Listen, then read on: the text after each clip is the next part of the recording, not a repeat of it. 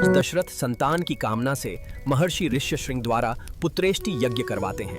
यज्ञ पूर्ण होने पर अग्निदेव प्रकट हुए और दिव्य खीर देते हुए बोले, यह प्रसाद अपनी रानियों को देना।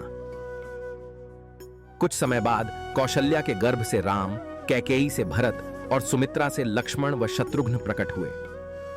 राम के जन्म पर अयोध्या में दीप जलाए गए, नृत्य और गायन हुआ और सबने हर्षोल्लास के साथ भगवान विष्णु के अवतार का स्वागत किया। चारों राजकुमार बचपन में एक साथ खेलते, लक्ष्मण सदैव राम के संग रहते। ऋषि वशिष्ठ के आश्रम में चारों भाइयों ने वेद, शास्त्र और धनुर्विद्या सीखी। राम अपनी विनम्रता और मर्यादा से सबके प्रिय बने।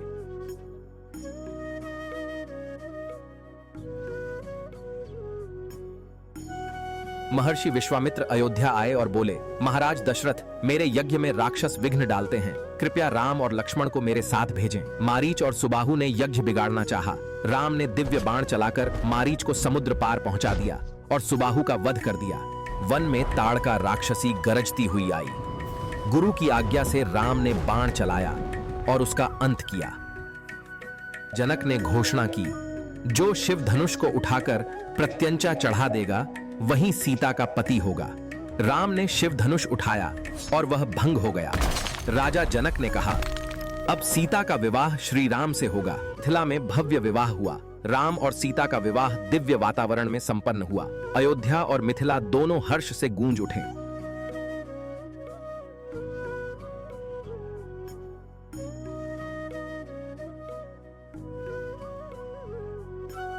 कैकेयी ने दशरथ से अपने वरदान मांगे, भरत को अयोध्या का राजा बनाइए और राम को 14 वर्षों के लिए वनवास दीजिए। राम ने शांत स्वर में कहा, पिताजी की प्रतिज्ञा मेरे लिए सर्वोपरि है।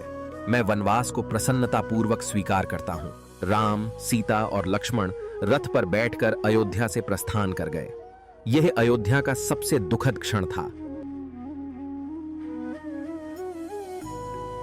वन में शूर्पणखा आई। वह राम पर मोहित हो गई।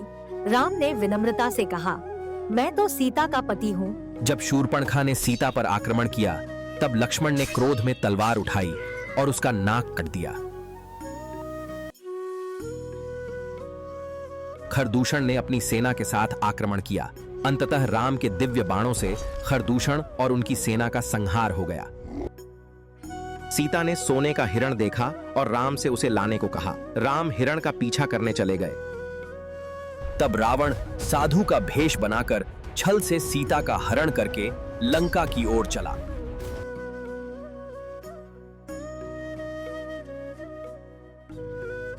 राम ने सुग्रीव से मित्रता की।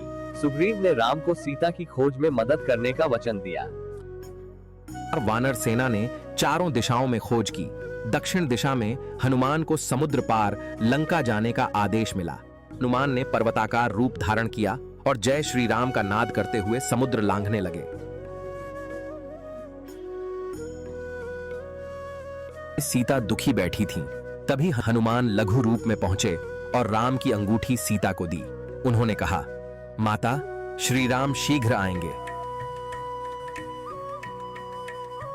राम समुद्र किनारे खड़े होकर समुद्र देवता से प्रार्थना करने लगे। बोले, हे सागर, मेरी सेना को लंका पहुंचने दो। वानरों ने राम लिखकर पत्थर समुद्र में डाले और वे तैरते रहे। धीरे धीरे पत्थरों से राम सेतु का निर्माण हुआ। राम और लक्ष्मण वानर सेना के साथ सेतु पार करने लगे।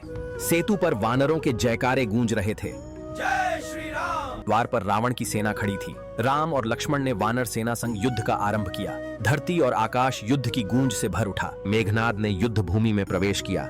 उसके दिव्य अस्त्रों से वानर सेना घायल हुई। लक्ष्मण ने वीरता दिखाकर उससे युद्ध किया। रावण ने अपने भाई कुंभकर्ण को युद्ध में भेजा। उसकी गर्जना से धरती कांप उठी। राम ने दिव्य अस्त्र चलाकर कुंभकर्ण का वध किया। वानर सेना ने जय श्री राम का नाद किया। राम और रावण का घमासान युद्ध हुआ। अंत में राम ने ब्रह्मास्त्र चलाकर रावण का वध किया। 10 सिर गिर पड़े और रावण धराशायी हो गया। युद्ध के बाद राम ने सीता से अपनी पवित्रता साबित करने को कहा। सीता ने पवित्र अग्नि में प्रवेश किया। अग्निदेव स्वयं प्रकट हुए और बोले, सीता शुद्ध और पवित्र हैं। राम ने सीता को पुनः स्वीकार किया। युद्ध के पश्चात राम, सीता और लक्ष्मण पुष्पक विमान में अयोध्या लौटे। आकाश से पूरी अयोध्या सज धज कर उनके स्वागत को तैयार दिखाई दी। अयोध्या दीपों से जगमगा उठी। भरत ने राम का स्वागत किया। राम राज्य की स्थापना हुई, प्रजा सुखी हुई, धर्म की मर्यादा बनी रही। अयोध्या समृद्ध और न्यायपूर्ण राज्य बन गया।